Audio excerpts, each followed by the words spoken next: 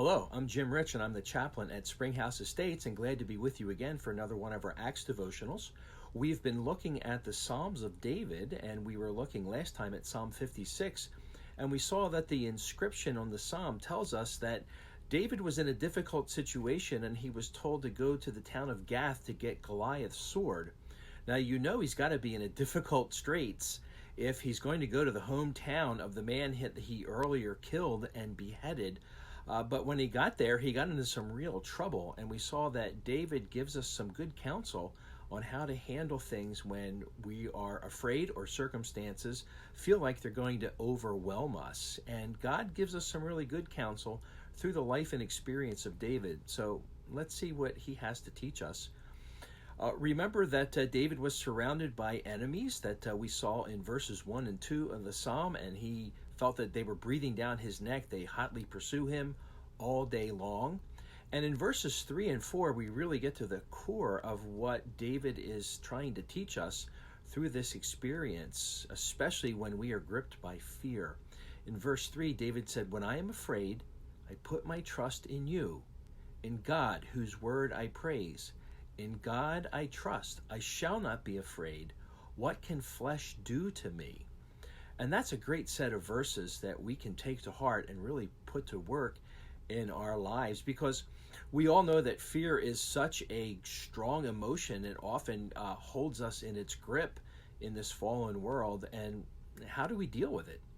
Well, we learn from the life of David that even though he has intense fear because of his circumstances, he doesn't dwell on it. He doesn't get sidetracked by it. He doesn't become incapacitated by it.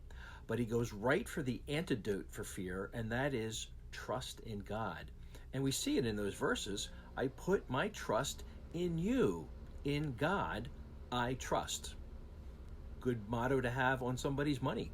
And that's what David's confidence is in. And how can he be so confident in such a fearful situation? Because he understands that the God in whom he trusts is also a God who speaks and who has made promises and assurances that he will take care of his people. Look in verse 4, David says, in God I trust, whose word I praise. And again in verse 10, David says, in God, whose word I praise, the Lord, whose word I praise. And so as David is trusting in God, one of the reasons why he can trust in God is because he knows that God has spoken. And of course, we have that same speech in the Bible where we have God's promises that he will be with us.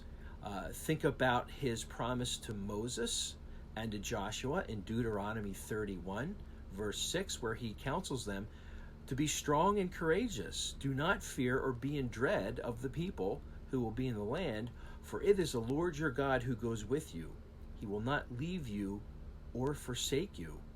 And then Jesus himself promises something similar to his disciples as part of the Great Commission in Matthew 28, where he says, behold, I am with you always to the end of the age. So God's promises are reliable because God himself, the promise maker, is true and faithful to his own promises. And so, as understandable as fear is as a normal reaction to some circumstances of life, in David we certainly see that the biblical reaction is something very much different, because the biblical truth is that the opposite of fear is really trust in God. And so what does this confidence in God really look like? John MacArthur helps us out. He says that confidence in the Lord is a purposeful decision of the mind and will that replaces the emotional reaction to one's circumstances. I'll say that again. Confidence in the Lord is a purposeful decision of the mind and will that replaces the emotional reaction to one's circumstances. And by replace, it doesn't mean that we don't initially feel fear. We certainly can feel fear a lot, but it would be impossible to not feel it. But rather, he wants us to understand that we should think on God and his work. And when we do that, that will displace and replace fear with a very real confidence in God. And so that's a good word for us every day as we think about how we can best glorify the Lord as faithful disciples who live for Christ.